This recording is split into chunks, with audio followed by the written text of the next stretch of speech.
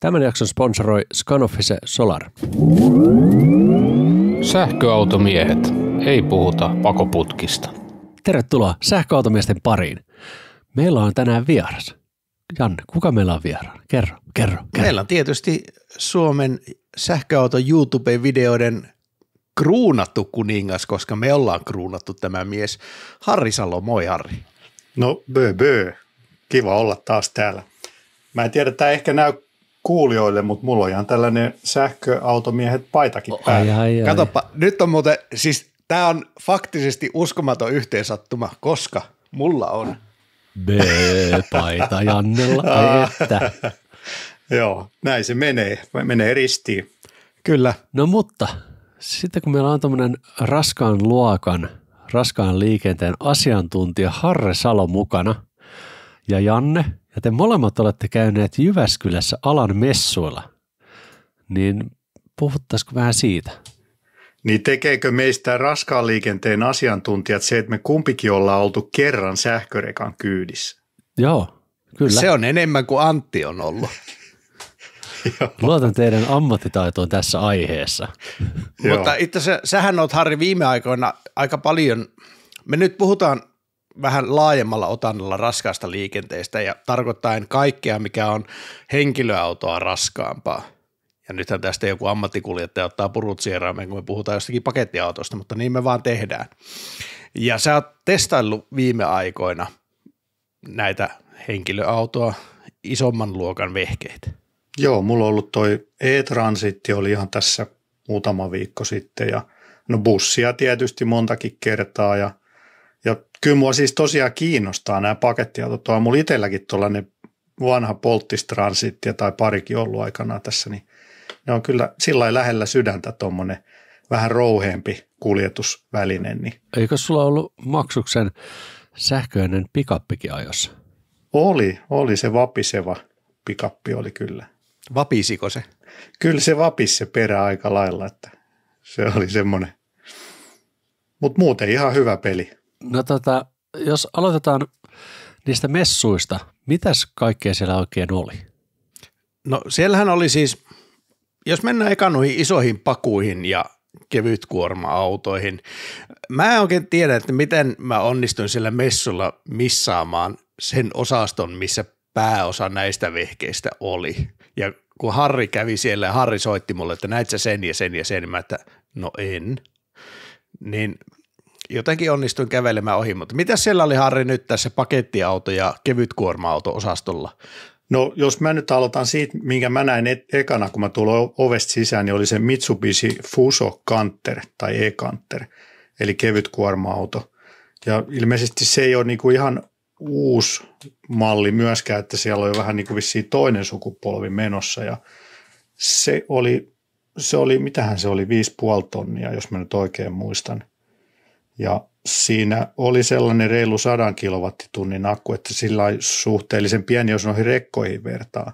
Mutta kun se jakelukäytössä, niin se on ilmeisesti aika riittävä sitten semmoinenkin akku. Joo, ja maksukselta tulee kans tällainen pikkusen vielä raskaampi 7,5 tonninen kevytkuorma-auto, 130 kilowattituntia about on siinä, niin tämä näyttää olevan nyt se raskaan liikenteen muoto, mikä varmaan sähköistyy ekana ja aika nopeasti lähivuosina. Kyllä, ja ne hinnat vaikutti myös niin kuin ne ei juurikaan ollut paljon kalliimpia kuin sähköpakettiautot. Että siinä niin kuin, ei ole kovin suuri hyppäys siinä hinnassa, että saa kuitenkin aika paljon enemmän kuutioita ja tonneja sitten siihen kapasiteettiin. Puhuuko siellä kukaan alan toimija, että minkä verran nämä kuljetusyritykset tuossa jakelukäytössä, niin paljon niillä tulee vuorokaudessa yleensä kilometrejä mittariin? Siinä taisi olla, no ainakin siitä jätepakkarista oli, että se voi vaihdella hyvinkin paljon ihan 50 muutamaan sataan, mutta se oli sitten jo se raskaampi kuorma-auto ja siinä saikin sitten valittu eri kokoisia akkuja tarpeen mukaan. Mutta kyllä se varmasti on alle 200 noissa jakeluautoissa. Että.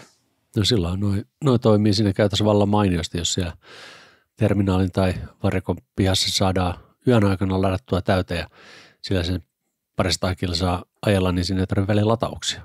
Kyllä.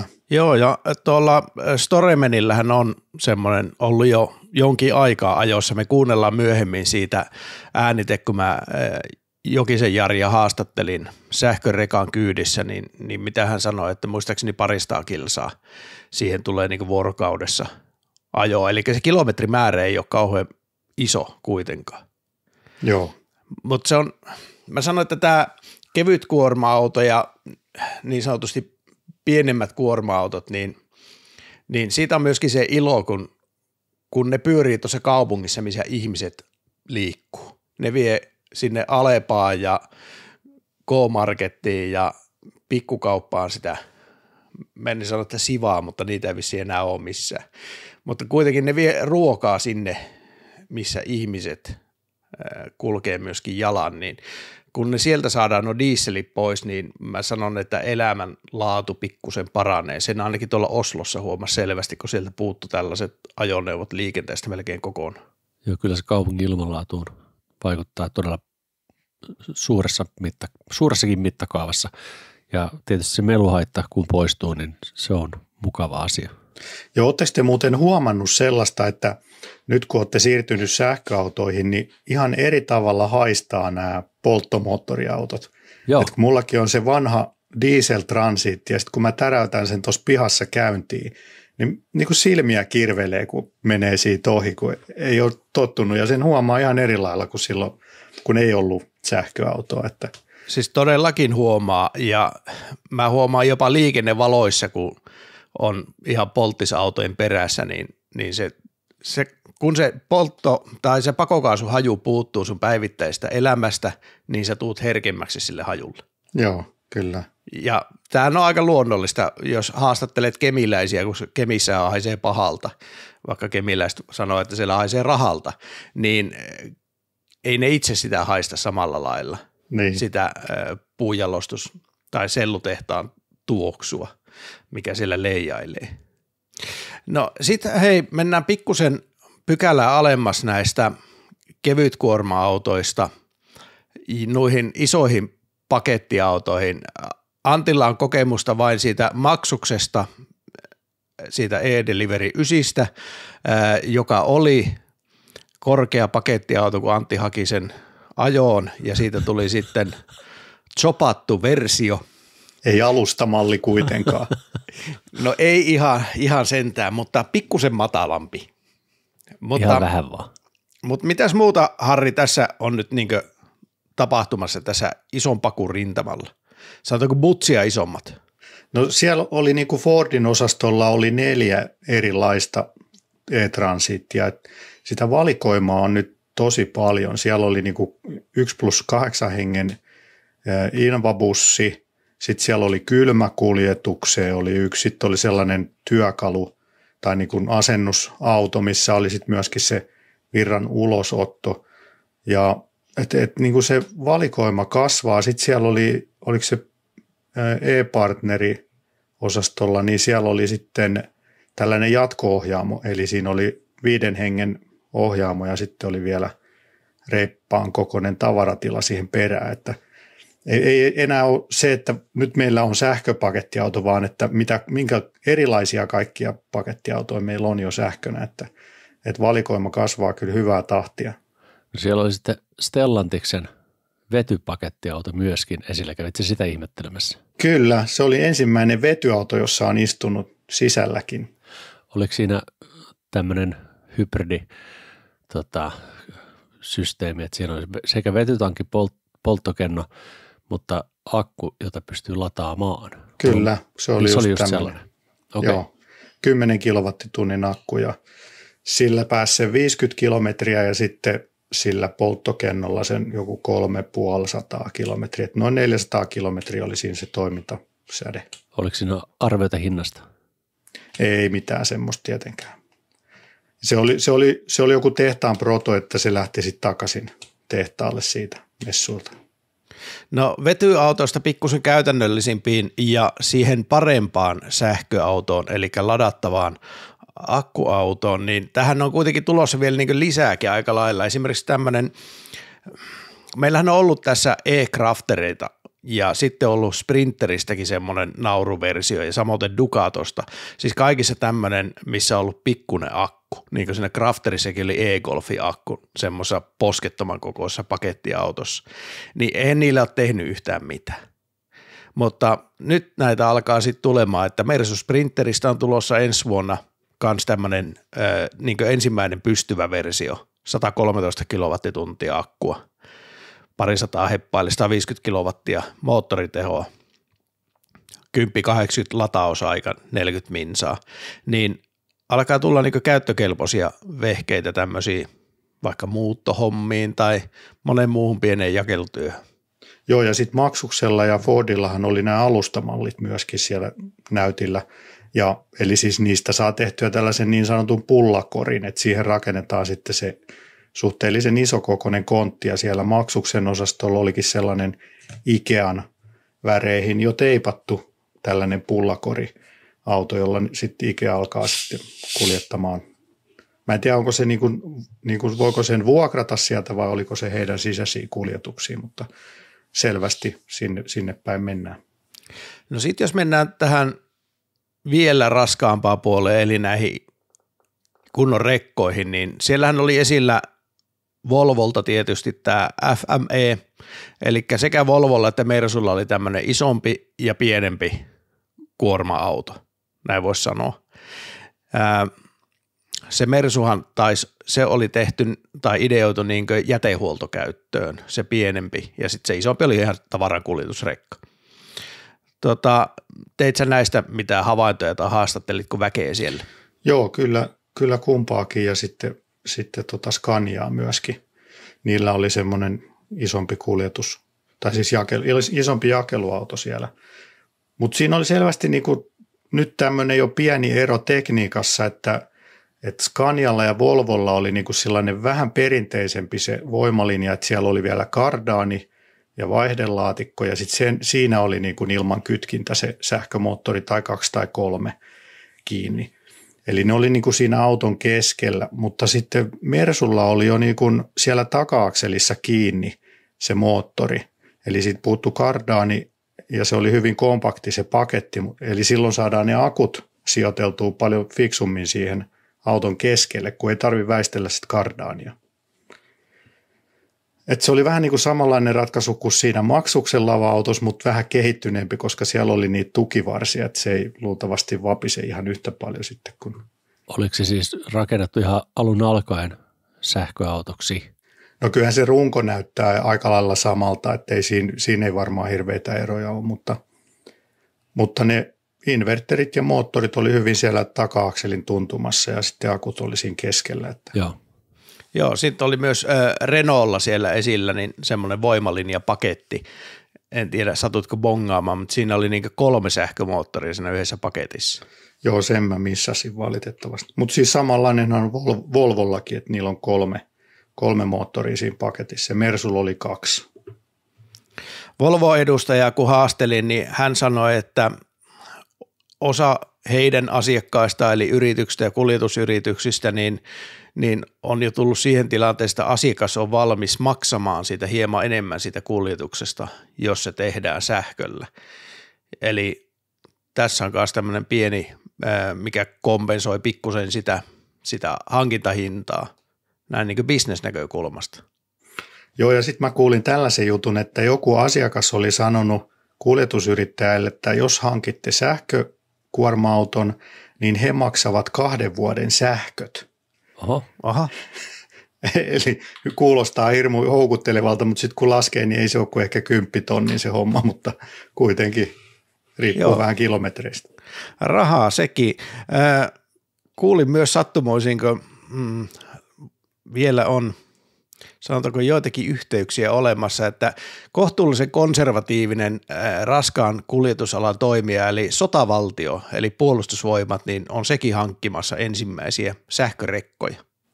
No sehän on varmaan niin kuin tämän kuljetusvarmuuden kannalta voi olla se paras vaihtoehto, kun sitä voi sitten jollain generaattorilla ladata tarvittaessa, että se käyttää sekä sähköä että aurinkokennoa että diiseliä sitten lataukseen. Mihinkä käyttöön ne oli tulossa? Siis PV:llä liikkuu tavaraa Suomen sisällä vähän niin kuin kuljetusfirmoillakin, niin ihan sellaiseen käyttöön. Okei. Maantierekka niin sanotusti. No mitäs sitten latausjärjestelmien puolelta? Siellä varmaan oli Kempoveri, joka on tietysti kaikille suomalaisille tärkeä ja rakas firma, mutta mitä havaintoja te teitte sillä saralla? No siellä oli tällainen yritys kuin Yes EU, joka ei nyt ollut tämmöinen Euroopan unionin puolesta oleva poliittinen kampanjaliike, vaan tosiaan yritys. Kyllä mies, yritys. Kyllä EU-yritys. Ja tämä Yes EU on se firma, joka on tuonut Suomeenkin maahan nämä Jutongin sähköbussit, eli kiinalaiset bussit. Joo. Ja nyt sitten Jutongin mukana on tullut latureita, millä niitä busseja ladataan siellä varikolla.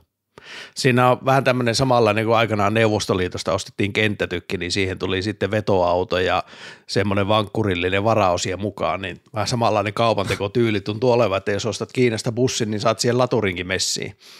Ja nyt sitten näitä latureita on tulossa myöskin kuluttajamarkkinoille, eli siis heillä on myöskin tarjolla tämmöisiä, mitä nyt laitetaan vaikka johonkin kaupan tai mäkkärin pihaan.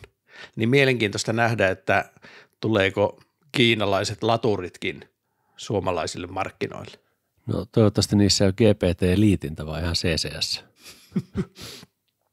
Joo, sitä on syytä toivoa.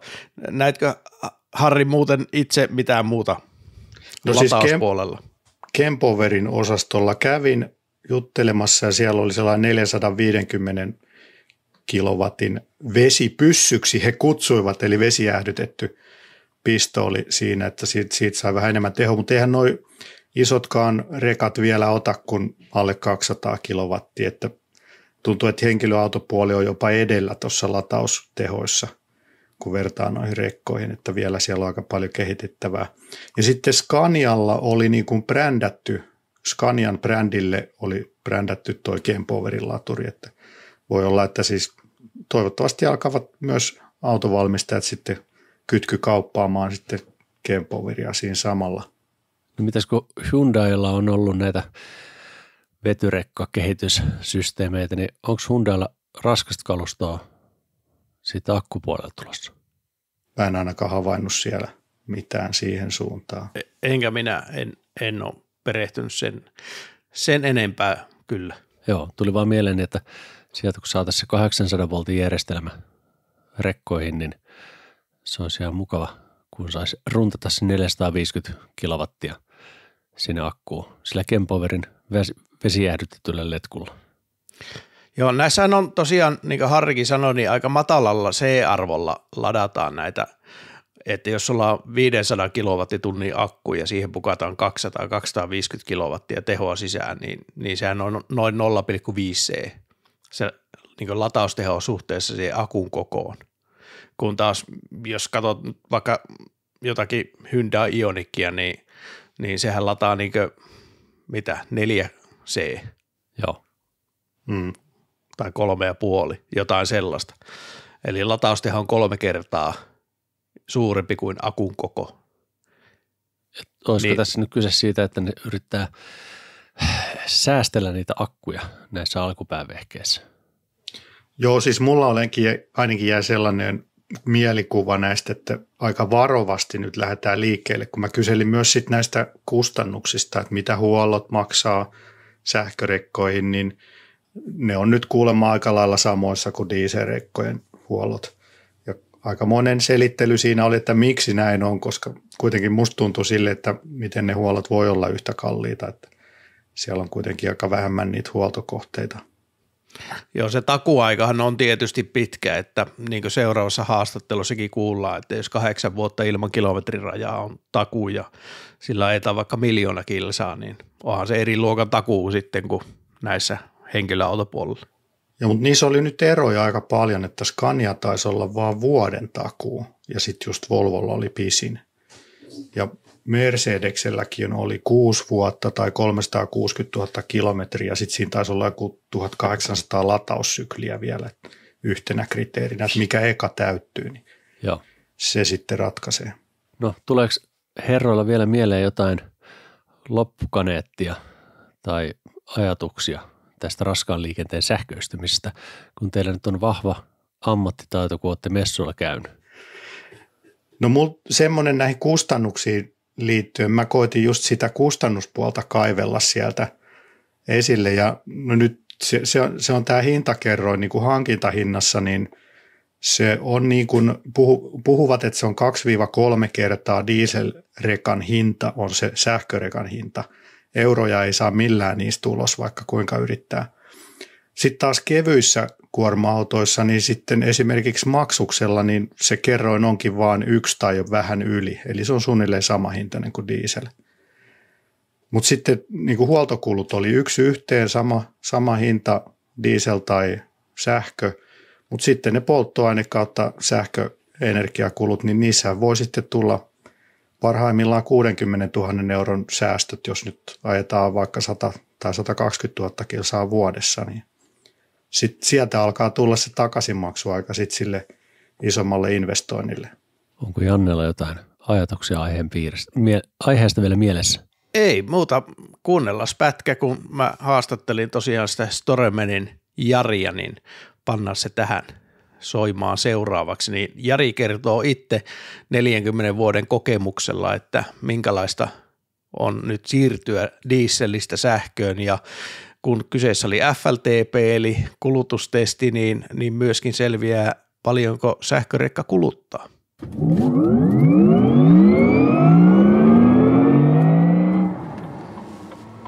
Mä olen hypännyt ensimmäistä kertaa elämässäni sähkökuorma-auton kyytiin. Ja oikas tää rekka? Tätä sanotaan ihan rekaksi. No niin, ja kuljettajana Jari, morjesta. Moi. Hei, kerros vähän kuka sä olet ja mitä sä teet. Mä oon Jari Jokinen, Storeman Logistics Oyn toimitusjohtaja. Ja toimitusjohtaja on itse laittanut työhanskaat niin sanotusti kouraan ja lähtenyt ajamaan rekkaa. Kerros vähän, millainen tausta sulla on tässä niin logistiikkapuolella? Ja mulla on semmoinen tausta, että mä oon vuonna 1983 aloittanut kuljetusyrittäjyyden. Ja 40 vuotta tulee tänä vuonna täyteen. Pitkä taival ja siinä on muutama litra dieseliä palannut sen matkan aikana. No liikaa. Mutta nyt ei palaa dieseliä. Nyt mennään nimittäin, voi sanoa, että äänettömästi tällä hetkellä moottoritien ramppia ylös tuohon Lahdentielle. Liekö Suomen ensimmäinen kaupallisessa käytössä oleva? Ensimmäinen, mikä on Suomeen tullut sarjavalmisteinen Volvo. Mikä sai sen ajatuksen liikkeelle, että lähtisi yritys siirtyyn sähköön? Meillähän on jo sähkökuorma-auto tullut jo vuonna 2020. Okei, eli tämä ei ole edes ensimmäinen. Ei, tämä on ensimmäinen rekka, mutta kuorma-auto meillä on jo ollut kohta reilu 1,5 vuotta. Suomen ensimmäinen, sekin tosin. No, mennään sekaan siihen kuorma-autoon kiinni. Niin ensinnäkin, siis maallikkohan ei ymmärrä kuorma-auton ja rekan eroa, niin kerrotko mikä se on? No, se on 14 tonninen se kuorma-auto, eli se on akkujen kanssa 15 tonninen ja tämä on 44 tonninen, niin ehkä se sitten antaa jotain osviittaa tähän asiaan. Kyllä, kyllä. Minkälaisia kokemuksia siitä kevyemmän kuorma-auton käytöstä nyt on kertynyt, kun teillä on jo 2,5 vuotta, 3 vuotta kohta takana? 1,5 vuotta. Tosi hyviä. Se se ajaa Helsingin keskustan jakelussa ja paikallispäästöt on 0.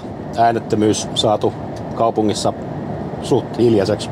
Rengasmelu kuuluu siellä, mutta paljon on tullut kehuja siitä myös siellä. Minkälaisia kommentteja kuljettajat ajaa? Miten se eroaa dieselvehkeistä näin ajon kannalta?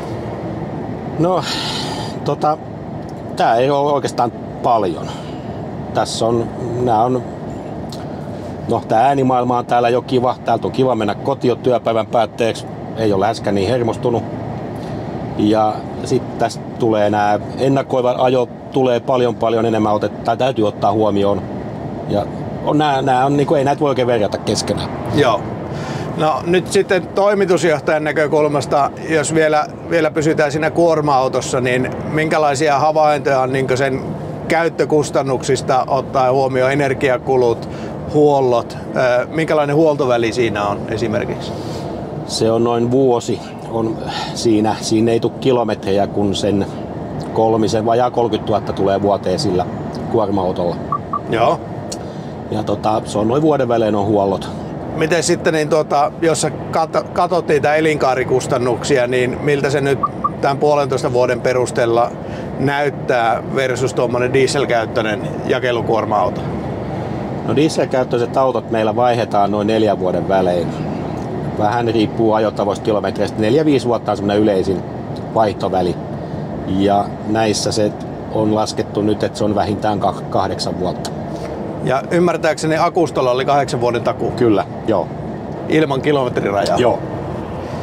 Se on aika merkittävä juttu. Miten te lataatte näitä teidän sähköisiä raskaita vehkeitä? Meillä on oma Plugitin 180-wattinen latauslaturi tuolla omalla hallilla. Okei. Ja minkälaisen lenkin se heittää se jakelukuorkki teillä tyypillistä päivittäin? Se on noin 150-200 kilometriä. Joo, ja sitä ei tarvitse päivän aikana ladata. Ei tarvii, Joo. ei. No nyt sitten ollaan tää rekan kyydissä. Kauas tämä on teillä ollut? Tää on nyt ollut 1,5 kuukautta. Ja ihan jo voi sanoa, että työkäytössä ollut. No sanotaanko, että enemmän on tällä hetkellä ollut toimittajia kyydissä, kun tää on päässyt työkäyttöön. Ymmärrän, mutta niin hienoa, että viimeinkin pääsitte myös Sähköautomiehet podcastiin. Minkälaisia ensihavaintoja on tämän 1,5 kuukauden aikana tullut tästä 44 tonnista rekasta? Ihan positiivisia. Ei tästä ole oikeastaan vielä mitään pahaa sanottavaa. Tää on toiminut niin kuin tämän pitää toimia ja kuljettajat on jo, ketkä tätä nyt on ajaneet, tai meillä on 4 kuljettajaa koulutettu tähän autoon, niin täysin positiivista palautetta koko ajan. Onko jotain erityistä, mitä siinä kuljettajan koulutuksessa pitää ottaa huomioon, kun annetaan niin sanotusti tyyppikoulutus juuri tälle ajoneuvolle? On kaikki turvallisuus täytyy ottaa todella tarkkaan huomioon, mihin sä saat koskea tänne autoon. Et täällähän ei oikeastaan enää pysty katsoa kuin pissapojan nesteet ja jäähdytinnesteet, että että ne on tallella ja sitten oikeastaan mitään muuta näille ei pystytä sinänsä kuljettajakoulutuksessa kaikki voimavirtaa, niin kuka sinne hullu menee koskemaan. Joo, juuri näin. No minkälaiseen ajoon tämä on mietitty teidän yrityksessä, että minkälainen on tyypillinen päivän työsuoritus tälle rekalle? No tälle on semmoinen 200-300 kilometriä on per vuoro, eli niitä ajetaan 2 vuorosta tätä autoa. Eli täällä on 6-2-3 on eka vuoro, sen jälkeen ladataan pari tuntia ja sitten taas ajetaan seuraava vuoro täyteen. Joo, ja mitä 200 kilsaa kun sanoit? 200-300 kilometriä, riippuu vähän mitä paikkojaan sille lenkille tulee. Joo, kyllä. No tietysti nyt mielenkiinnolla, kun ollaan FLTP:ssä, niin ollaan testaamassa kulutuksia. Näetkö sä jostakin, että mikä nyt on 1,5 kuukauden aikana ollut keskikulutus tälle rekalle? Sitä en nyt näe, kun nyt meni jo nollaamaan mittarit. Mutta tällä hetkellä meillä on 125 kilowattia on kulutus. No niin, eli semmoinen 5-kertainen versus henkilöauto. Joo. Onko se sama suhde dieselissäkin, että kulutus olisi noin 5-kertainen, 6-kertainen sitä luokkaa?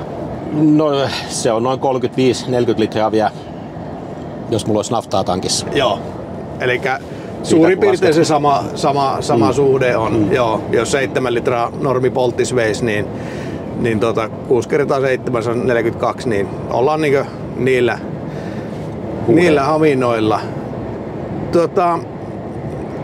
Paljonko teillä on niinkö yrityksessä ajoneuvoja kokonaisuudessa? 24. Joo. Miten sä näet niinkö tästä eteenpäin, että tuutteko te jatkaa tätä sähköistämistä? Joko sähköistämistä tai vaihtoehtoisia polttoaineita. Niin kuin vielä tämmöinen ei ihan kaikkiin käy. Että tällä hetkellä latausinfra on ihan nollassa Suomessa, että ei näitä oikeastaan, en tiedä, ehkä onnistus käydä Oulussa tällä, mutta vaatii aikamoisen suunnittelua, että lähdet menemään sinne asti. Eli tarvisi niitä nimenomaan raskaalle liikenteelle osoitettuja latauskenttiä. Kyllä. Mihin ei sitten henkilöautot tule pyörimään. Joo, kyllä. Koska tää tarvii kuitenkin pihassa tilaa sitten ihan eri lailla. Kyllä, se on just näin. Ja ei tämmönen oikeastaan aina kaikkiin käyttää sähkö niin kuin Suomen olosuhteissakaan. Täällä on kumminkin pitkät välimatkat, mutta sittenhän on olemassa biokaasua ja kaikkea muuta vaihtoehtoista tällä hetkellä. Joo, kyllä. Ja varmaan se on se tukkirekka, joka Savukoskelta hakee pölliä, niin se on ehkä se vihoviimeinen ajoneuvo sitten, mikä sähköistyy. Uskoisin näin. Joo, mutta sanotaanko näin, että kaupunkijakelun ja Savukosken pöllireissun välillä, niin siihen mahtuu kaikenlaista. Kyllä, se on juurikin näin, että ajosuoritteessa on kiinni paljon, että mitä sillä autolla pitää tehdä, niin näähän suunnitellaan siihen ajoon, eikä niin kuin osteta henkilöautoa, että mä otan 3-paikkaisen tai 5-paikkaisen, vaan nämä tehdään sen ajosuoritteen mukaan. Joo. Ja näitähän tilataankin ihan eri lailla kuin henkilöauto, että niissä ei mennä niin sanotusti mieltymysten mukaan, vaan nämä katsotaan oikeasti, että mitä tällä autolla pitäisi tehdä. Kyllä. Kuinka iso akku tässä on? Tässä on 540 kilowattinen. No niin. Se on ihan jämäkän kokoinen akku, ainakin näin henkilöauton mittapuolella, mutta tietysti ajoneuvo on nyt jämäkän kokoinen muutenkin. Ja täytyy sanoa, että pikkusen on kyllä hämmentävää paljon, jos meillä nyt on kyytiä tässä. 80 varmaan mennään, mitä laki sanoo. 83, joo. Niin ei täällä kuulu kuin pikkusen tuulen suhinoita. On kyllä semmoinen aika seesteinen fiilistä. Voin kuvitella, että työpäivän jälkeen on tosiaankin vähän virkeämpi. Kyllä. Ehkä se on niin yksi hienoja puolia tässä ihan se kuljettajan rasittavuuden on väheneminen. Joo, kyllä. Se on ihan oleellista tässä hommassa. Joo. Kuljettajilla on mukavaa. Silloin kun kuljettajilla on mukavaa, niin viihtyvät työssä pidempään. Mitä sä luulet, paljonko tälle autolle tulee kertyä kilometrejä vuodessa? Se on noin 120 keskiarvo plus miinus 10 000 suurin piirtein. Eli jos te ajatte 8 vuotta pitää, niin se on sitten 1 000 000 kilometriä. Joo. No niin. Ja näin kun ne sanoo, että sähköautolla ei voi ajaa pitkään, niin tässähän sitä te tuutte testaamaan ja olette vähän pioneereja. Kyllä. Niin itse on mielenkiintoista. Toivottavasti me tehdään vielä podcastia 8 vuoden päästä, niin tullaan jututtaa sitten, kun tässä 1 000 000 kilsaa mittarissa, että miltä se nyt näytti ja minkälaisia remontteja ja huoltoja tähän piti tehdä ja että oliko tämä niinku taloudellisesti kannattava. Niin, koska sehän on tietysti se olennainen juttu yritysmaailmassa. Ja mä voin kuvitella, että siinä vaiheessa, kun yritys laskee, että se on kannattavaa, niin sitten se kalusto alkaa vaihtua muuten yllättävän nopeasti. Kyllä. Joo. Kuinka kauan tätä piti muuten odottaa tilauksesta? Tää on noin 2 vuotta. Joo, aika pitkä aika. No joo, mutta ei ollut vielä linjasta on rakennettu tehtaalle, niin... Aivan. Joo. Olette todellakin niin pioneerit tässä hommassa. Onko teillä ollut muuten Volvoa niin aikaisemminkin? On aina. Joo. Eli tuttu merkki niin sanotusti. On joo.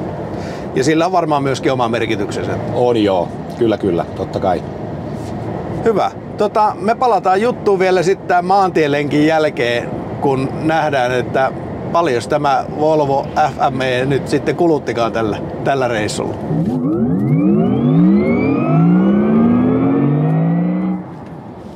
Meillä alkaa Jarin kanssa olemaan sähkörekan lenkki niin lopussa, niin miltä tällä hetkellä kulutus näyttää? Nyt on 110,8. No niin, semmoinen maantiekulutus rekalla ja tuossa matka-aikana vähän jo joristiinkin, mutta miten sä näet nyt itse niin tästä eteenpäin tulevaisuutta? Että miten sä näet tämän raskaan liikenteen sähköistymisen nyt lähtevän tästä liikkeelle? Kyllä mä näen, että jos tuo infra kasvaa, saadaan sitä nopeasti tulee eteenpäin, niin uskoisin, että nämä tulee kasvamaan nopeammin myös sähköautot. Joo. Me puhuttiin tuossa, että periaatteessa nyt jo auton puolesta olisi edellytyksiä, että tällä voisi heittää vaikka sen Helsinki-Oulu-keikan. Joo. Jos vaan olisi ne laturit raskaalle liikenteelle. Joo, matkan varrella niin. Ja sä oot sitä mieltä, että ottaen huomioon ne kuljettajan lakisääteiset lepoajat, niin niiden puitteissa voitaisiin jo nyt ajaa tällä se Oulun keikka. Joo. Eli tarvitsisi vaan muutaman raskaalle liikenteelle tehdyn latauskentän tuohon välille. Mitä sä arvioisit, jos ajaisi Hesasta Ouluun, niin montako stoppia pitäisi tehdä ja kuinka pitkiä? Mä uskoisin, että yksi vähän pidempi tauko, mikä on niin sanotus lounastauko ja sitten yksi kahvitauko. Eli just se, mitä on vähän niin kuin pakko pitää muutenkin. Kyllä, juuri näin.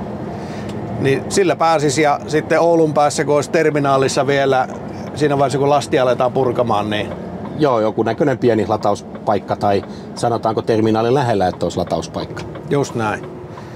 Niin, sillä se keikka onnistuisi, että Ja jos pystyy ajamaan nyt se Helsinki-Oulu se 600 kilsaa suuntaansa, niin sitten on jo aika iso osa tästä raskaasta liikenteestä, mikä on mahdollista sähköistä. Kyllä. Tämä oli upea kokemus kaiken kaikkiaan ja todellakin tämän jälkeen mä ostan sen ajatuksen, että se kuljettajan rasitus myöskin tässä vähenee ja sitten sitä mukaan, kun näissä alkaa oikeasti sarjatuotanto, niin sitten myöskin se taloudellinen... Näissä on alkanut jo. No joo, mutta niin kuin isossa mittakaavassa niin se taloudellinen näkymä niin kuljetusyritykselle, niin se vaan paranee vuosien mittaan. Kyllä. Akut halpenee ja Joo. teillähän on vielä yrityksessä vähän enemmänkin panostettu, että sulla oli aurinkopaneelia ja akustoa siellä. Joo, meillä on Kaktoksen akustot nykyään. Me ostettiin Tesloja sinne vielä. Siellä on vielä Teslan akustot. Kyllä. Ja aurinkopaneelit, aurinkokenttä on tehty myös meillä. Loistavaa. Mä hyppään tässä vaiheessa kyydistä ja kiitän Jari valtavasti. Kiitoksia. Tsemppiä tähän projektiin. Hyvä, kiitos.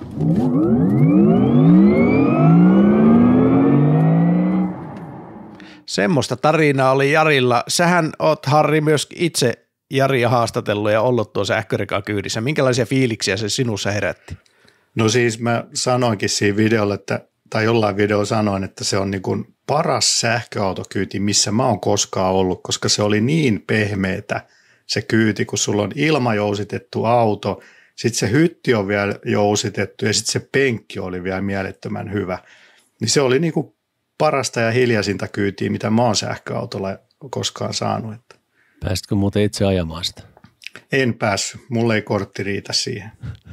Ei mullakaan pelkkää nuppia saisi ajaa, mutta jos haaveilet mukavasta kyydistä ja mietit aikaisemmin Mercedes EQS:n ostamista, niin unohda Mersu EQS ja osta tuommoinen Volvo rekka pihaan, niin Harri tietää, siinä on mukavin kyyti. Ehdottomasti joo. Hyvä. Otetaan tähän väliin sitten välilataus ja sen jälkeen puhutaan henkilöautoista.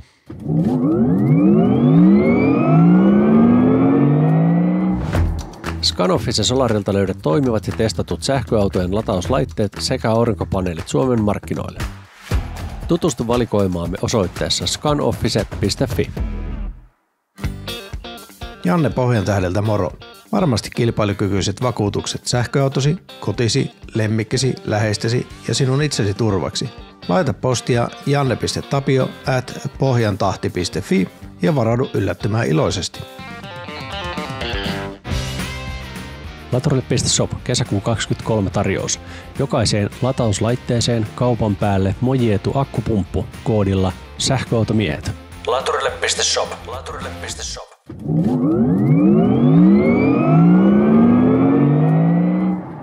Sulla oli, Antti, koeajossa serkku, jonka tunnetumpi serkku on sitten se Burzum, eli Toyota BZ4X, mutta nyt ei ollut BZ4X, vaan tosiaan se pikkusen varakkaampi ja paremmin toiveen tuleva ja ehkä hieman hienompi serkku Lexus RZ 450e. Mitä serkumpi sen herkumpi vai onko? On, kyllä. RZ on tosi hyvän näköinen auto verrattuna Burzumiin ulkoapäin, mutta myös sisältä, että kun sinne hyppää kyytiin, niin ei sinne ole semmoinen Toyota-fiilis. Kyllä sinne Lexus tulee heti niin kuin mieleen ja materiaalit on Toyotaan verrattuna kyllä aivan viimeisen päälle. Ei ole semmoista kovaa kiltävää muovia niin paljon käytetty, joissain kohdissa kyllä. Penkit, niissä oli, Harri, mikä se on se keino, ei se keinonahkaa, vaan mitä se on se RZ? Alcantara. Niin, sen tyyppistä matskua oli penkeissä ja ovissa. Ratti oli ihana, siis se pinta, jotain porkkananahkaahan se oli. Erittäin pehmeä, vähän niin kuin vauvan pylly. Sitä oli mukava pitää siitä ratista kiinni. Ei sovi ehkä kaikille, joidenkin mielestä se voi olla ärsyttävän oloinen, mutta mä dikkasin siitä. Näyttö oli positiivinen yllätys, koska se Burzum Infotainment, sehän ei ole mikään valtavan edistyksellinen. Ei se ole sen edistyksellisempi tässäkään, mutta tämä on suurempi ja tuli semmoiset kevyet Jaguar I-Pace-vibat, koska siinä näytön alareunassa on ne namiskuukelit, mistä säädetään lämpötilaa, niin ne oli upotettu sen näyttöön, niin sen keskellä oli sitten pieni näyttö, mistä näkyi se lämpötila. Hyvä auto ajaa, kieltämättä. Ja siinä istutaan samalla lailla poterossa kuin siinä Burzumissakin, eli ei ole manspreadille tilaa. Se oli se asia, mikä siinä ajamisessa eniten korpesi. Et ei vaan niinku saada sitä oikeaa jalkaa hyvin siihen millään. Mites Harri, sä oot kans ottanut pienet maistiaiset Lexus RZ450 Joo, se oli kyllä tosi hätäinen, sellainen 20 minuuttia vaan tuolla Aulin koeajopäivässä. Ihan samat fiilikset mullakin, että semmoinen ylellisempi olohan siitä jäi, että ollaan vähän Toyota-ihmisiä ylempänä ja myös sama, että mulla se kaasujalan polvi ahdistui siitä keskikonsolista samalla lailla, että hyvä fiilis jäi kyllä siitä autosta. Mahdutko sä, Harri, takapenkille istumaan itsesi taakse? Sitä mä en ehtinyt kokeilemaan. Joo, minä mahduin hyvin. Siellä oli kyllä tosi kivasti tilaa. Oliko nämä teidän Lexukset, nämä oli vissiin vielä tällä perinteisellä pyöreällä ratilla, sitä OMG-rattia eli One Motion Grippiä ei taida vielä olla. Ei, tämä oli ihan perinteisellä. Tämä oli sama yksilö, mitä Harri ajoi. Joo, ja mä oon käsittänyt tai antanut itseni ymmärtää, että Euroopassa ei ole vielä lainsäädäntö sillä tasolla, että sitä saisi, vai voi olla väärässäkin, mutta. Ja siihen Burzumin verrattuna tämähän on 10 senttiä pidempi auto. Et käsittääkseni sitä tilaa on valunut sinne takapenkille ja takahuutlariin jonkun verran. Mitäs tämä Lexus-versio maksaa? Oliko se 72 kiloa alkaen hinta? Joo, jotain semmoista se oli. Ja tämä oli se alkaen tappiin varusteltu versio. Että tästä mä uskon, että saadaan hyvät keskustelut kyllä, että miksi joku harkitsisi vakavasti tai ostaisi Lexuksen mieluummin kuin sen Burzumin tai ylipäätänsä jonkun muun auton. No nyt kun teillä on sitten kerran edes jotain tatsia, kauan sä muuten Antti ajoit tälle? Se oli mulla viikon verran. Okei, sä oot ajanut viikon, Harri on ajanut 20 minuuttia ja mä oon nähnyt tämän lentokentällä, niin mä liputan nyt seuraavasta vaiheesta itseni ulos, mutta annetaan Lexus RZ 450e:lle sähköautomiehet pisteet Harrin ja Antin toimesta ja saatte tietysti sanallisesti ensiksi perustella näitä pisteitänne ja ensimmäisessä kategoriassahan puhutaan, että millainen se on niin kuin autona, tilat, ajettavuus, äänimaailma, laatufiilis, kaikki semmoinen perinteinen autotekninen juttu. Harri, aloita sinä. No mä antaisin sille ehkä 8 siitä, siis se oli hyvin niin kuin sellainen, onkaan se vähän liikaa, 7. Mä oon huomannut, että te olette aika kitsaita noissa pisteissä ja mä oon ehkä vähän liian hyveli, mutta no, annetaan 7, ettei mene liian poskelleen teidän pisteisiin verrattuna, mutta se laatufiilis, just se ulkonäkö oli tosi niin kuin ylellisen näköinen. Tilat on hyvät ja toiminnallisuus on hyvä. Ovet toimii oikein niin kuin mallikkaasti. Tällä perusteella 7. Joo, muistaakseni annoin Burzumillekin 7. Joo, se sai meiltä yhteensä 6,5 B104 ja Solterra. Joo, niin se 7 on se, minkä mä tälle Lexukselle annan, vaikka on todettava, että tässä oli kyllä miellyttävämpi designi ja sisätilat kuin Burzumissa, mutta kyllä se 7 on, minkä mä autona tällekin annan. Okei. No sitten sähköautona Harri sai varmaan jotain havaintoja näin niin kuin ajettavuuden näkökulmasta, miten se voimalinja toimi siinä, tällaisia asioita. Ja Antti tietysti viikon aikana kävi monta kertaa sillä laturilla ja laitteli mulle myöskin latauskäyriä, kun Kempowerilla kävi. Niin minkälaisia kommentteja Lexuksesta sähköauton?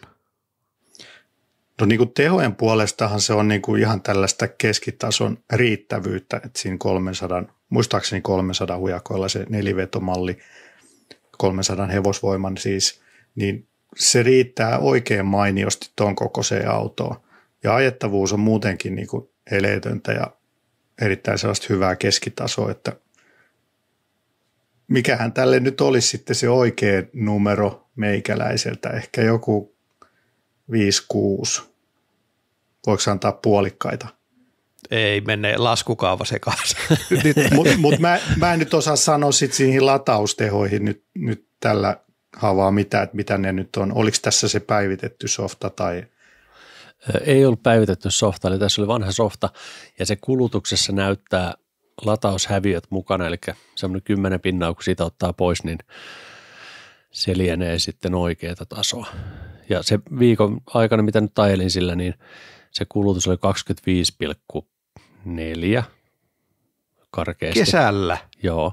Eli 22,5. Joo, 22,5 sitten, kun sitä no softapäivityksen jälkeen se näyttää sen oikein, eli 22,5. Mutta kyllä se mun mielestä on aika paljon.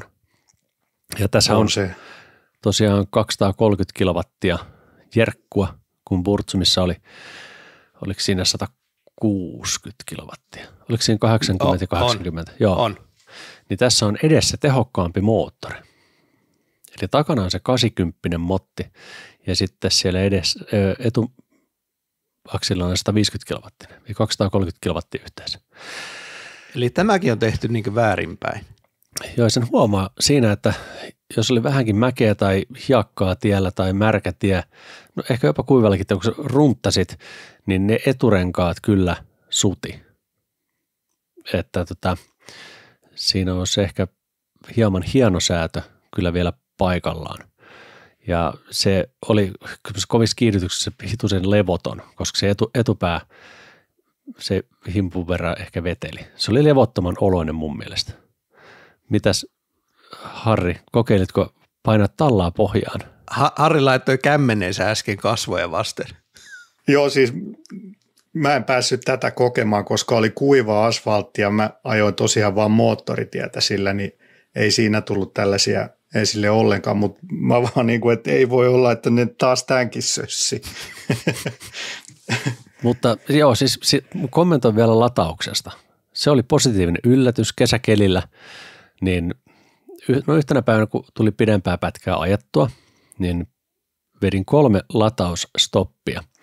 Yksi semmoinen 20 minuuttia, kun kävin huitaisemassa hampparin hätäisesti naamariin. Ja sitten 10 ja 12 minuutin stopit. Ja kun se akku on tarpeeksi tyhjä, niin kyllä sinne meni melkein 150 kilowattia piikkiä. Että keskiteho oli kyllä yli 100 kilowattia niillä lataukset. Se oli ihan ok, mutta kun se talvi tulee. En haluaisi kyllä niin kuin pitkää pätkää talvella tulla ajaa. Että BZ4X:lle annoin sähköautona 2 ja en mä oikein keksi mitään, mikä tässä olisi niin paljon parempaa. Okei, tässä on enempi tehoa, vähän pidempi, mutta mikä tässä olisi sähköautona parempaa kuin siinä BZ4X:ssä, niin annan 2. Nyt se Harrin tulos. Vitonen oli mulla nyt Oho. sitten. Eli meillä on vissiin vähän eri skaala nyt. 3,5 sai Lexus siitä ja nyt toisin kuin Hyundai Ioniq 6 kanssa, niin kirjaan tähän Excelin 3,5, niin tämä osaa laskea oikein. Hienosti. Kyllä. No sitten mennään siihen ATK-puoleen, eli millainen tämä Lexus oli tietokoneena ja Toyota ja Subaru kaksikko ei saanut järin kovia pisteitä, ne sai 3, mutta tässä nyt ilmeisesti on eri softa. Minkälaisia havaintoja Harri Lexuksesta tietokoneena? Mä jätän nyt tämän kokonaan Antin harteille, koska mä en sitä ehtinyt siinä paljon räpläämään 20 minuutissa, kun piti ajaa ja tehdä video, niin se jäi se ATK-järjestelmän tutkiminen ihan olemattomaksi. Ja kyllä se softa on minusta ihan niin kuin sama, mikä siinä Toyotassakin on. Et ei siinä juurikaan eroja kyllä ole. ja tässä oli vielä se vanha softa, kun Toyotaan on jo tullut uusi versio.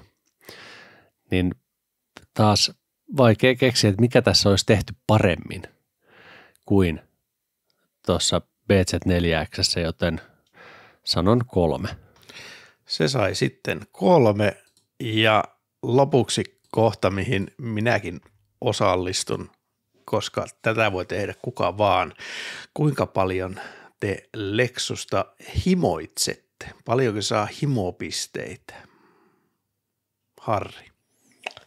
Mulla on taas tämä teidän asteikko nyt vähän hakusessa, mutta mä en kyllä kauheasti Jos himoitse 5 on semmoinen keskivertohimo ja 10, niin se on pakko saada ja 1, niin sä et virtsaiskaan sinne päin tällä skaalalla. Okei, no ehkä se on sitten joku 3, että vois kyllä sillä varmaan ihan mielellään ajelisi, jos sen joku toisi tuohon pihaan, mutta en mä haluaisi ehkä itselle sitä hankkia.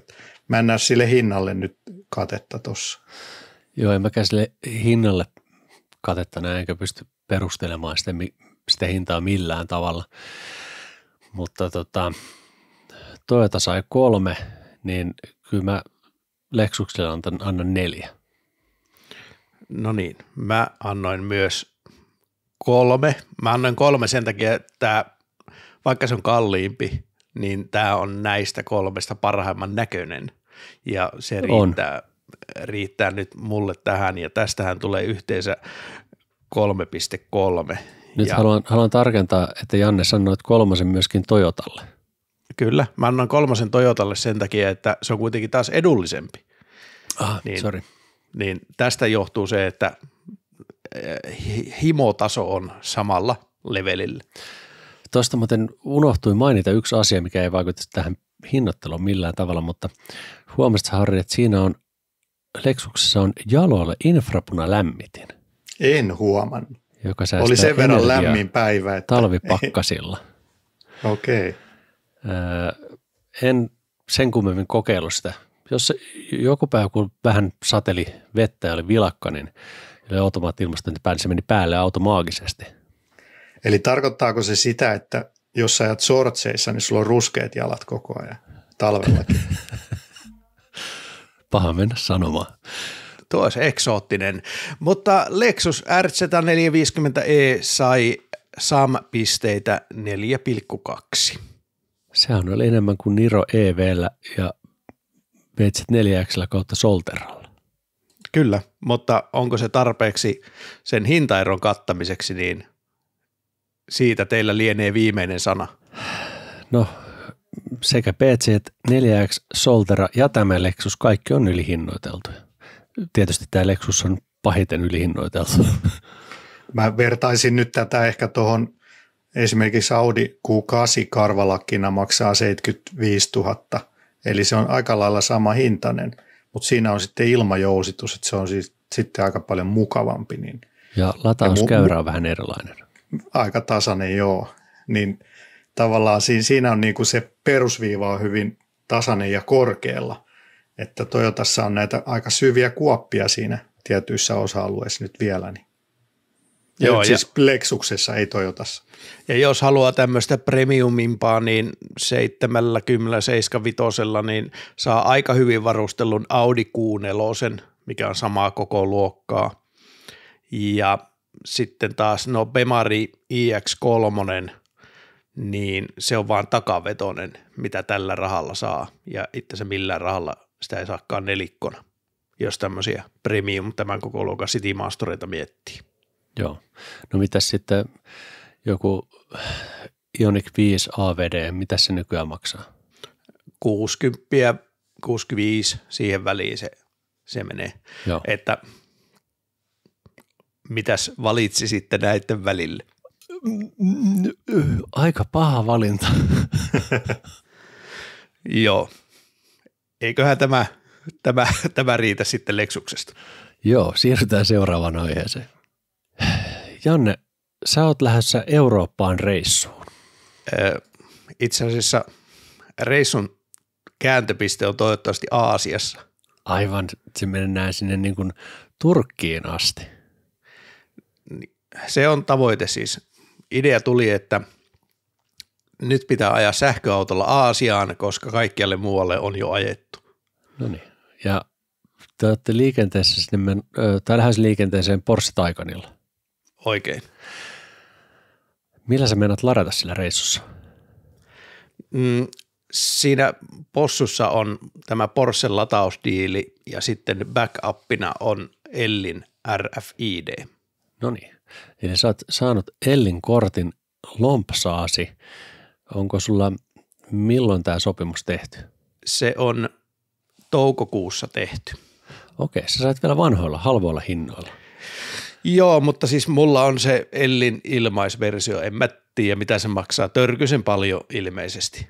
No, ole onnellinen, että sinulla on se, koska hinnat nousi Ellillä niin kuin nousi kaikissa näissä Volkkari-konsernin latauspalveluissa, niin tuossa 1. kesäkuuta.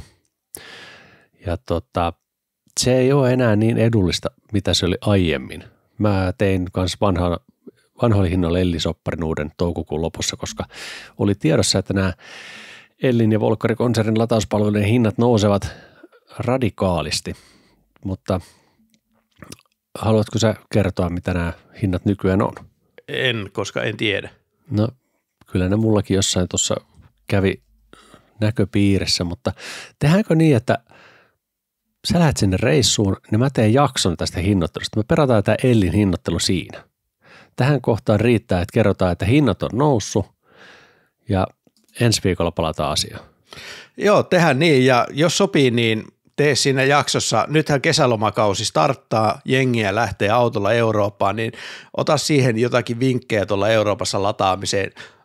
Me lähdetään ihan pystymme tästä tällä systeemillä, että Possun lataussopimus plus Ellin kortti, niin sillä mennään ja sillä pitää pärjätä ja mennään kaikista Euroopan maista niihin, missä sähköautoilu on vaikeinta, eli Albanian ja Pohjois-Makedoniaa ja ihmetellään sitten siellä.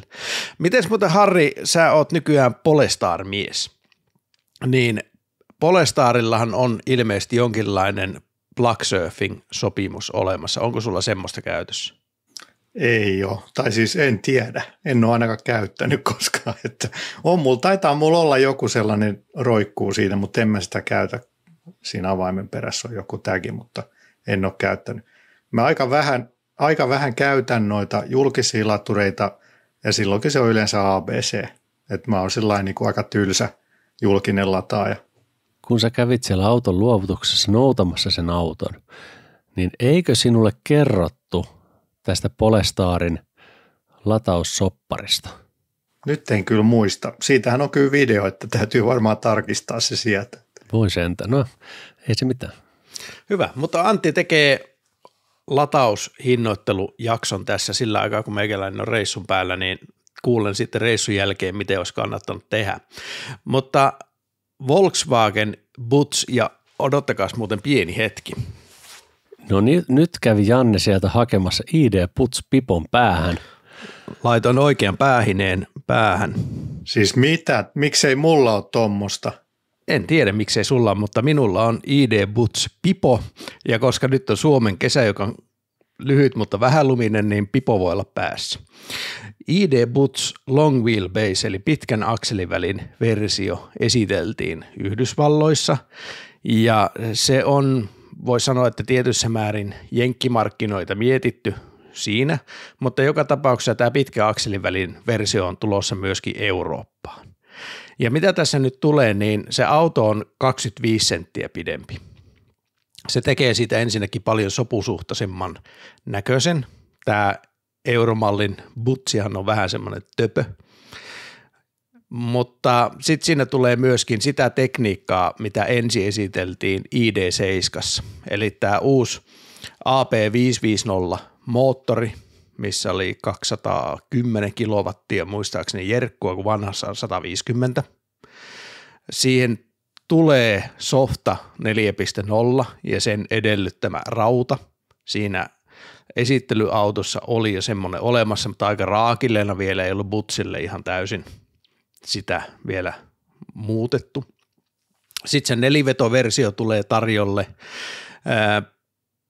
ja vihdoin ja viimein penkkiä enemmän kuin 5, eli 2 konfiguraatiota, joko 6-paikkasena 222 tai sitten 7-paikkasena 232. Sitten tulee sivuoviin ikkunat, mikä oli ihan näppärä uudistusta keskipaikalle. Saadaan sitten avattavat ikkunat ja saadaan myöskin suulakkeet sinne taakse ja sitten lämpöpumppua pitäisi olla tulossa ja nämä toivottavasti auttaa siinä, koska Butsihan on ollut kylmän auton maineessa. Minkälaisia ajatuksia Butsista? Olisiko pitkä akseliväli houkuttelevampi? Mä näkisin, että joo, olisi. Ja tietysti toi, että siinä on isompi akku ja tehokkaampi moottori, on iso plussa. Kaikista eniten näistä jutuista mä odotan kyllä sitä nelivetoa. Mitäs Harri ajattelee? Sinäkin olet Butch-karkon tilannut. Joo, kyllähän se 25 senttiä tekisi hyvää, kun sitä miettii niitä retkeilykäyttöä sitä autoa, niin sitten se saisi vähän sellaista monikäyttöisyyttä, että nyt se sänky vie aika lailla sen koko pituuden siitä tavaratilasta pakettiautosovelluksena, niin sille saisi sitten ehkä vähän jotain muuta kalustetta lisäksi sen sängyn päätyy, kun se olisi pidempi. Ja sitten se sivuovi oli ilmeisesti vähän leveämpi, kun se 25 senttiä taitaa tulla siihen se. Että sehän on aika kapeen näköinen se euroversion sivuovi, niin kuin ihan tavaran lastausta ajatellen. Niin se varmaan tekee hyvää sille sivusta ladattavuudelle. Joo, valitettavasti pitkää akseliväliä ei ole toistaiseksi tulossa cargo-versiona ollenkaan. Okay. Ainoastaan henkilömalliin. Niin, semmoinen ikävä puoli. Tai ikävä, mutta toistaiseksi tämä on tilanne. Eikö se ole joku 100 kilowattitunnin akku ollut jossain vaiheessa tulossa optioksi myöskin? No on vähän semmoista huuiltu, mutta nyt tulee tämä 85, 86 jotain semmoista nettona, niin mikä on tuossa ID7, niin se on nyt tässä long wheelbaseissa tulossa niin tarjolle ja sitten tämä vanha 77 ilmeisesti myöskin edelleen. Ja ensi vuonna pitäisi tulla tätä pitkän akselivälin Butsia, mutta sitten mikä oli mielenkiintoista tosiaan, kun mä kattelin tuota Connerin Kailin videoa siitä ensijulkaisusta ja se tosiaan totesi, että tässä on tämä 4.0 softa ja sitten mä aloin miettiä, että mitenköhän nämä päivittyy nyt nämä muut VV-konsernin MEB-tuotteet tähän, koska tässä nyt tuli se olennainen juttu meille suomalaisille, eli se akuesilämmitys talvella ja sitten se on ihan sairaan paljon nopeampi käyttää. Ja muutenkin aika moni juttukin on parantunut sinne 4.0. Skoda julkaisi nyt Enyaqista tämmöisen huippumallin varustetason Laurin et Clementin, mikä on pitkään ollut Skodalla tämmöinen huippuvarustetaso. Ja niitä alkaa nyt sitten saamaan tämän vuoden syksystä ja ne tulee tällä 4-softa-versiolla. Eli Volkkari jossakin vaiheessa tätä kesää, ei välttämättä edes kovin monen viikon päästä, niin siirtyy mallivuoteen 2024. Ja silloin ilmeisesti, toivottavasti, ehkä mahdollisesti, niin myöskin koko ID-sarja heilahtaisi seuraavaan sukupolveen uusien autojen osalta, mikä tarkoittaa sitä, että me voitaisiin Harrin kanssa saada softa-versio 4 meidän butseihin, koska sun auto on muuten tulossa, onko sulla sille tuotantoviikkoa? Ei. Se oli niin kuin tuohon toukokuuhun asti se aina oli näkyvissä se arvioitu tuotantoviikko, mutta nyt se on hävinnyt kokonaan. Että. Se on hyvä merkki. Ajattele, kun se sieltä jysähtää jonain päivänä ja sulla on siinä 4.0 softa ja akun esilämmitys. Ai että. No siis mä en ole kauhean huolissani se, kun mä kävin siellä Lapissa, niin sehän latasi tosi hyvin ilman esilämmitystäkin, että mun käytössä sille ei ole kovin suurta merkitystä, että onko se nyt sitten 190 vai 150. Niin. Joo, nythän tietysti, jos on saamassa autonsa just nyt, niin se tulee vielä 3.X-arkkitehtuurilla se Volkswagenin auto ja nyt se iso kysymysmerkki, se norsu tässä posliinikaupassa on se, että päivittyykö nämä vanhat koskaan tuolle 4-tasolle. Nythän ei ole mennyt aivan putkeen tämä OTA-homma, eli silloin kun tuli 2.4, jos muistatte, se piti käydä siellä Volkkarin liikkeessä asennuttamassa se päivitys, sen jälkeen piti olla pelkästään over the air päivitystä. Nyt näitä versioita 3.x on pitänyt käydä kuitenkin siellä pajalla asennuttamassa 8-9 tunnin paketti ja niidenkin asentaminen on siellä pajoilla takkuillut ja siitä ei ole edes päivässä selvitty. Siitä pitää olla astetta hevimpi wifi-verkko, että sen saa otana työnnettyä sinne autoon, niin pitää viedä autohuoltoon. No joo. Joo, mutta syksystä alkaen sitten toivottavasti niin jossakin vaiheessa aletaan saamaan uudemman sukupolven autoja. Mites Harri muuten Polestariin on päivityksiä tipahellu? Minkälaisia kokemuksia siitä? Siihen on tainnut tulla 1 päivitys tässä joulukuusta tähän päivään, että ei mitenkään kovin ripeätä tahtia tuu. Onkohan se 2.7 nyt siellä ja onko 2.9 tulossa tässä lähiaikoina, mutta ei tunnu olevan mitenkään kovin kiivasta toi päivitystahti. Eli siellä ei Polestarilla kehitystiimi naputtamassa uutta koodia pierotyynyille ja boomboxeille. Ilmeisesti ei ole. Keskitytään olennaiseen. Joo, kyllä se niin kun siirtyi Teslasta Polestariin, niin kun ei tullutkaan joka toinen viikko päivitystä, niin on se vähän outoa ollut aluksi. Mutta auto on kuitenkin pelannut hyvin. No se radio siinä takkuilee, että se käynnistyy välillä tosi hitaasti. Sitä se tekee edelleen, vaikka se päivitys tuli. Et saattaa mennä, kun sä lähdet autolla liikkeelle, niin voi mennä 2 minuuttia ennen kuin radio herää. Kuunteletko sä radioautossa? Kyllä mä kuuntelen sitä. Joo. Kuinka vanha sä oikein olet? Yle Puhetta ja klassikkia. Luonnollisesti. Mutta sä oot myöskin Opel-mies. Opel-mies, en ole. Etkö? Mulla on muistikuva, että sulla oli hirveän suuri tykästys tuohon Opelin Corsa Ehen. Ehkä mä muistin vaan sitä väärin. Sä muistit ihan väärin. Mä en olisi ajanut sitä koskaan. Ai että. Nimittäin siitä on nyt tulossa facelift. Ehkä Harrin pitää lähteä ajamaan sitten sitä faceliftiä. Oletko tietoinen tästä asiasta? En ollut tietoinen. Joo, täytyykin nyt sitten ottaa yhteyttä maahantuojaan. Joo, se on tällä Stellantiksen uudemmalla 5.4 akulla. Ja tehoa on tullut myös lisää. Nyt jo säväyttävät 115 kilowattia. Valitettavasti edelleen eturenkailla käsittääkseni. Eikö? Joo, mä mietin, että kuinka paljon tuo sutii nyt tehokkaammalla motilla, koska se sutii sillä 100 kilowattisellakin aika paljon talvella. Joo, ja tässä on otapäivitettävä navi. Mitenköhän se tulee toimimaan? Hieno homma, kehitys kehittyy. Mitäs muuta tässä on? Adaptiivinen vakkari, eikö se nyt ollut siinä aiemminkin jo?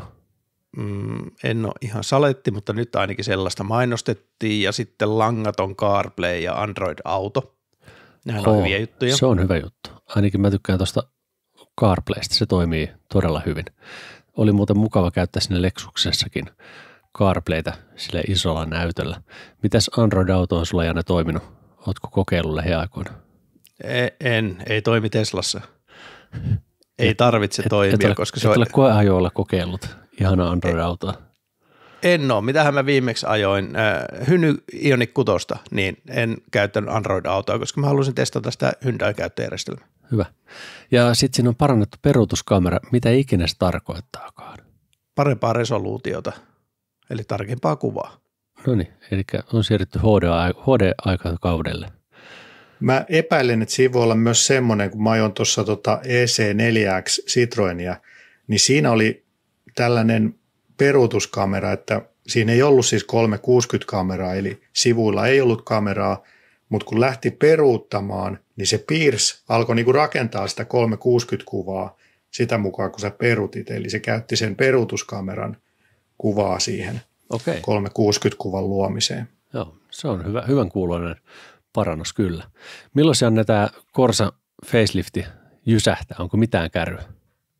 Ei ole itse asiassa mulla ainakaan nyt mitään kärryä, että milloin se nyt tulee, mutta ei siitä nyt kovin pitkää aikaa voi mennä enää. Meinaanko Harri lähteä koeajalle heti kun mahdollista? Kyllä, ehdottomasti. No, mutta jätetään se Corsa sikseen. Nimittäin Teslalla on tapahtunut ja tapahtumassa asioita. Esimerkiksi Hardware 4. Oliko se nyt, Janne, niin tullut jo joihinkin autoihin, mitä tehtaalta ulos tullut? Tällainen käsitys mulla on, että nyt on ensimmäisissä autoissa paremmat kamerat, sitähän tämä tarkoittaa. Oliko siinä edessä 3 kameraa? 3 on ollut tähänkin asti, sanoisin. Mä en muista yhtään. Mutta paremman resoluution kamerat ja ehkä tällä nyt sitten, en tiedä onko siinä FSDn itsestään ajamisen kehityksessä tullut jotain haasteita, mitä koitetaan taklata paremmilla kameroilla vai onko tässä vaan kyse siitä, että saadaan paremmilla kameroilla parempaa kuvaa vai siitä, että nämä on halvempia. Paha sanoa, koska Tesla ei ikinä kerro tämmöistä yhtään mitään. Joo, kyllä. Onko Harri muuten katsellut YouTubesta noita FSD-beta-videoita tuolta Amerikan maalta? No ei nyt ihan viime aikoina, että en ole katsonut, miten se on nyt tässä viime aikoina kehittynyt. Mutta mietin vaan, että voisiko nämä uudet kamerat auttaa siihen, että vihdoinkin tulisi ne matriisivalot käyttöön sieltä sitten. Joo, ihan mielenkiintoinen ajatus. Kyllä mä toivoisin, että noilla vanhoillakin kameroilla ne jossain vaiheessa tulisi. Tämä on vaan märkä uni, todennäköisesti. Joo, en laske sen varaan, että on matriiseja tulossa meikäläisen autoon toimimaan, mutta jos tulee, niin se on kaikki vaan plussaa, mutta todennäköisimmin ehdin saada sen bussin ja sen matriisit sitten ennemmin käyttöön. Model 3 uusi long range-versio, takapotku. Tämmöinen tuli Amerikassa myyntiin. Onko tätä vielä ilmestynyt Euroopan Tesla-kauppaan? Se ei ole konfiguroitavissa, mutta näitä on ollut varastoautoina joitakin myytävänä. Eilen ei ollut, kun viimeksi vilkasin, niin yhtään. Oliko 5 tonnia halvempi kuin nelikko? Eli asettuu tietenkin siihen karvalakkiversion ja nelivedon väliin, ja tämä voi olla jollekin hyvä ratkaisu. Tämähän on tietysti se Range Kuningas-versio, ja joka pitkää matkaa viipottaa eikä nelivedosta välitä, niin tuo voi olla just the-valinta. Oliko siinä yhtään tullut lisää potkua moottoriin? Ei. Ei, eli se menee samalla kuin aiemminkin. Joo, sama takamotti, mutta tosiaan ison versio akku. Joo. No sitten siitä 3 on pitkään huhuttu, että tulisi tämä uusi Highland-versio, ja Kiinassa menee tehdas seisokkiin. Ja on kovasti spekuloitu, että nyt sieltä ryhtyy Highlandia puskemaan. En ole kuullut nyt mitään uusia päivityksiä aiheesta, huhuja. Onko Jannella tullut vastaan? Samat huhut vaan, että silloin kun seisokki alkaa, niin alkaa tapahtumaan, mutta kukaan ei tiedä. Nämä vaan tapahtuu sitten joku päivä. Onko Harrella inside sisäpiiritietoa? Ei ole valitettavasti kyllä nyt tähän asiaan, mutta mitä mä oon nähnyt niitä spy-kuvia tai onko ne nyt sitten jonkun tekemiä kuvia niistä, niin ei se nyt kovin suuri se muutos näyttäisi olevan niin kuin ulkonäössäsi. Että ne valot muuttuu vähän niin kuin roadsterin näköisiksi ehkä, mutta ei nyt kovin suuria muutoksia sitten. No tuleeko sinne sitten jotain säästötoimenpiteitä, että saadaan painettua hinta alaspäin? Voisiko täällä olla mahdollista? Voihan se olla, jos käytetään samaa umpioa sitten. Joo, kyllä se vaan, tietysti hinta on jo aika alhainen nytkin. Eilenkin jo katsoin, niin 43 tonnia, niin se ei enää kalliimmasta Corollasta paljon kallistu, mutta nähtäväksi jää. Pitää kysyä siltä Elonilta, koska se Instagramissa yrittää aina alkaa seurailemaan. Mites Harri muuten, onko Elon Musk yrittänyt seurata sua Instagramissa? Saattaa olla, että on joku Elon Musk on käynyt yrittämässä. Joo, se monta kertaa yrittää eri salanimille. Joo. Juonikas kaveri. Kyllä. Bemari esitteli i5, eli uuden vitossarjan kokonaisuudessaan ja BMWn tapaan, niin se tulee useilla voimalinjoilla. Dieseliä ei ole enää kuitenkaan vaihtoehtona. Se on niinku kuopattu. Sekin kertoo muuten ajoasta jotakin. Todellakin. Ja sieltä nyt tulee sitten iso auto. Se on itse asiassa S-Teslaakin pidempi ja ulkonäöltään voi sanoa, että vähän konservatiivisempi, jos vaikka EQE Mersuun lähimpään kilpailijan vertaa. Joo, tämä on ihan ok näköinen auto. Edelleenkin noi munaiset tuossa edessä hyvin nykypäivän pemarimaiset, ei kovin kauniit, mutta tästä on näköjään tulossa myöskin farkkuversio. Kyllä, Touringi on tulossa ja siis muuhun tämä vetoaa tämä i5. Mä en pääse sitä mihinkään. Mä oon aina tykännyt vitossarjan pemareista, niin meikäläiseen tämä vetoaa. Semmoinen ehkä pieni downeri on siinä, että tässä näyttäisi olevan sama tekniikka kuin i4. Ei sillä, että se olisi niinku huonoa. En mä sano, että se on niinku huono sähköautonakaan, mutta tietysti kyllähän vitossarjalta odottaisi aina vähän enemmän. Joo, mä itse en ole koskaan oikein lämmennyt bemareihin. En ole vielä ehtinyt niitä i3 muita edes ajamaan, mutta kieltämättä tämä on kyllä sellainen auto, että tekisi mieli päästä koeajolle. Herättääkö Harrissa BMW i5 minkäänlaisia ajatuksia? Siis mä nyt tässä selailen näitä teknisiä tietoja, niin nyt tämä saattaa olla kyllä, mutta se kiinnittää huomioon, että ajoneuvon oma paino olisi vain 2200 kiloa, koska se i4 on paljon painavampi. Se oli 2,3 tonnia. Että olisiko tässä sitten alumiiniosia käytetty tai jotain muuta, millä on saatu se kevyemmäksi. Että se on hyvä asia kyllä, koska se oli aika raskaan tuntunen. Joo, odotellaan mielenkiinnolla, kun i5 saapuu kauppoihin, on tänä vuonna tilattavissa ja ostettavissa ja tosiaan se Touringi tulee sitten 24, niin erittäin mielenkiintoinen auto, odotan kyllä innolla. Mitäs alkaen hinnat? Alkaen hinnat pyöri siellä 70-75 tonnia niillä kinkamilla, eli on ihan sama hintainen niin hinnat alkaen malli kuin Mersu EQE:ssä. Joo. Mutta sitten taas tuo vauhtimalli eli i5 M60, niin se oli noin 110 tonnia ja mä ainakin olin kattovina niin, että se olisi niin halvempi kuin EQE 43 AMG. Sitten viimeinen asia. Amerikassa ei olla sisällissota, vaan liitinsota. Nimittäin Fordi on tehnyt radikaalin päätöksen ja hypännyt Teslan pulkkaan ja jatkossa sieltä tulee autoja, joissa ei olekaan enää CCS1-liitintä todennäköisesti, vaan NACSi, eli North American Charging Standard, tämä Teslan ihana, näppärä, pieni siroliitin. Kyllä, mielenkiintoinen hyppy. Fordi on ilmeisesti ollut kypsänä siihen, miten se CCS-verkosto on Amerikassa kehittynyt ja nyt sitten lähtee tähän ja se integroidaan niin, että se tulee siihen Fordin appiin, se maksukokemus. Okei, eli se ei tule samalla systeemillä, että johto kiinni ja menoksi. No ainakaan toistaiseksi ei näillä näkymin, koska siis Teslahan ei mene tuolla plug and charge standardilla. Joo. Vaan niin ja mitenhän mä nyt tää änkyttäisin. Niin, Fordi käyttää sitä standardia, mitä kaikki muutkin autovalmistajat, jotka plug and chargeen on mennyt.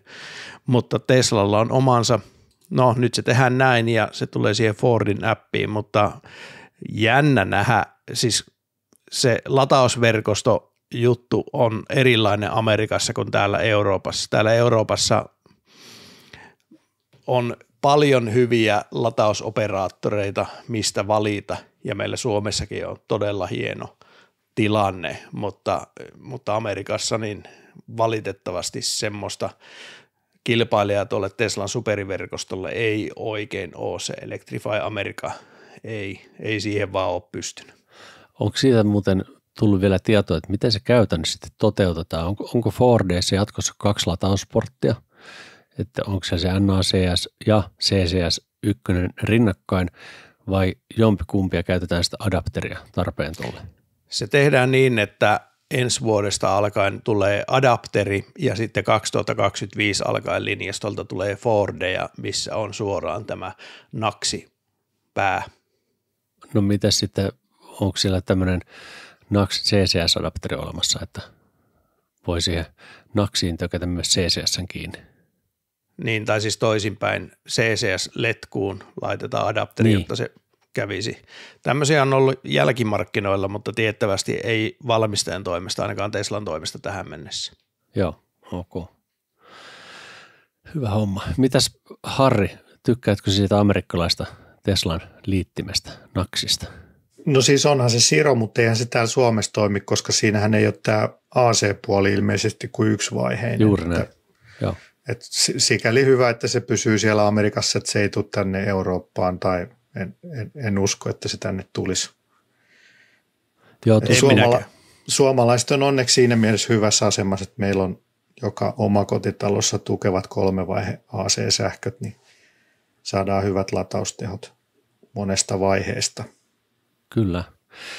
Mutta hei Harri, suuri kiitos sinulle, kun tulit meidän vieraaksemme jälleen. Arvostamme aina, kun saamme sinut linjoille. Kiitos, oli mukava taas tulla. Ja mitäs Harrilla on muuten lähiaikoina tässä tulossa? Mitä pläänejä sulla on? Sieltä kuljetus 2023 messuilta, niin sieltä tulee kuorma-autojakso ja sitten pakettiautojakso. Itse asiassa kuorma-autojakso varmaan on tullutkin jo siinä vaiheessa, kun tämä tulee ulos. Ja sitten on tuossa Q8 ja mitähän muuta siellä on.